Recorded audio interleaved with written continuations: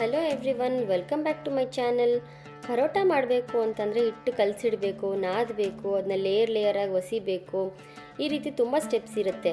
ನಾನು ಹೇಳ್ಕೊಡುವಂಥ ಈ ಲಿಕ್ವಿಡ್ ಡೋ ರೆಡಿ ಮಾಡಿ ಇಟ್ಕೊಂಡ್ರೆ ನೀವು ವೆರಿ ಕ್ವಿಕ್ಕಾಗಿ ಪರೋಟ ಮಾಡ್ಬೋದು. ಬನ್ನಿ ಹೇಗೆ ಮಾಡೋದು ಅಂತ ನೋಡೋಣ. ಈ ಪರೋಟ ಮಾಡೋದಕ್ಕೆ ನಾನು 7ರಿಂದ 8 ಆಗೋಷ್ಟು ಬೆಳ್ಳುಳ್ಳಿ ತೊಗೊಂಡಿದ್ದೀನಿ. ಅದನ್ನು ತುರಿದಿಟ್ಕೊಂಡಿದ್ದೀನಿ. ಅದಕ್ಕೆ ಅರ್ಧ ಟೀ ಸ್ಪೂನ್ ಆಗೋಷ್ಟು ಚಿಲ್ಲಿ ಫ್ಲೇಕ್ಸು ಮತ್ತು ಅರ್ಧ ಟೀ ಸ್ಪೂನ್ ಆಗೋಷ್ಟು ಬಟರ್ ತೊಗೋತಾ ಇದ್ದೀನಿ. ಇದಕ್ಕೆ 1 ಟೀ ಸ್ಪೂನ್ ಆಗೋಷ್ಟು ಫ್ರೆಶ್ ಆಗಿರುವಂಥ ಕೊತ್ತಂಬರಿ ಸೊಪ್ಪು ಹೆಚ್ಚಿಟ್ಟು ಈ ರೀತಿ ಮಿಕ್ಸ್ ಮಾಡಿ ಇಟ್ಕೊಂಡಿರೋಣ.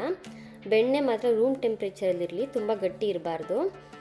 ಈಗ ಒಂದು ಬೌಲಲ್ಲಿ 1 ಕಪ್ ಆಗೋಷ್ಟು ಮೈದಾ ಹಾಕ್ಕೊಂಡು ಮಿಕ್ಸ್ ಮಾಡ್ತಾಯಿದ್ದೀನಿ. ಇದಕ್ಕೆ ಸ್ವಲ್ಪನೇ ನೀರು ಹಾಕ್ಕೊಳ್ತಾ ಬನ್ನಿ. ನೋಡಿ, ಈ ರೀತಿ ಕನ್ಸಿಸ್ಟೆನ್ಸಿ ಬರಬೇಕು. ಇಷ್ಟಿದ್ರೆ ಗಟ್ಟಿ ಸಾಕು. ಅದಕ್ಕೆ 1 ಟೀ ಸ್ಪೂನ್ ಆಗೋಷ್ಟು ಸಕ್ಕರೆ, ಅರ್ಧ ಟೀ ಸ್ಪೂನ್ ಆಗೋಷ್ಟು ಉಪ್ಪು ಹಾಕ್ತಾಯಿದ್ದೀನಿ. ಈ ರೀತಿ ಎಲ್ಲ ಮಿಕ್ಸ್ ಮಾಡಿದ್ದಾದಮೇಲೆ ಬೆಳ್ಳುಳ್ಳಿ ಮತ್ತು ಬೆಣ್ಣೆ ಎಲ್ಲ ಇಟ್ಟಿದ್ವಲ್ಲ, ಅದನ್ನು ಈಗ ಹಾಕಿ ಮಿಕ್ಸ್ ಮಾಡೋಣ. ಇದನ್ನೆಲ್ಲ ಚೆನ್ನಾಗಿ ಹೀಗೆ ಮಿಕ್ಸ್ ಮಾಡಿ ಇಟ್ಕೊಂಡಿರಿ. ದೋಸೆ ಹಿಟ್ಟನ್ನು ಅದಕ್ಕಾದರೆ ಸಾಕು. ಈಗ ಇದನ್ನು ಒಂದು ಬಿಸಿ ತವ ಮೇಲೆ ಈ ರೀತಿ ಹಾಕ್ಕೊಳ್ಳಿ. ಸ್ವಲ್ಪ ದಪ್ಪ ಇರಬೇಕು ಇದು. ನೋಡಿ, ಹೀಗೆ ಬೇಯ್ತಾ ಬರುತ್ತೆ.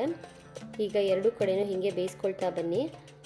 ಇದನ್ನ ತಿರುಗಿಸ್ಕೊಂಡಿದ್ದಾದಮೇಲೆ ಇನ್ನೊಂದು ಕಡೆ ನೋಡಿ, ಈ ರೀತಿಯಾದ ಒಂದು ಕಾಟನ್ ಬಟ್ಟೆ ತೊಗೊಂಡು ಪ್ರೆಸ್ ಮಾಡ್ಕೊಳ್ತಾ ಬನ್ನಿ. ಹೀಗೆ ಎರಡೂ ಕಡೆ ಚೆನ್ನಾಗಿ ಬೇಯಿಸ್ಕೊಳ್ಳಿ. ಇದು ಬೇಯೋದಕ್ಕೆ ಒಂದು 2ರಿಂದ 3 ನಿಮಿಷ ಟೈಮ್ ತೊಗೊಳುತ್ತಷ್ಟೇ.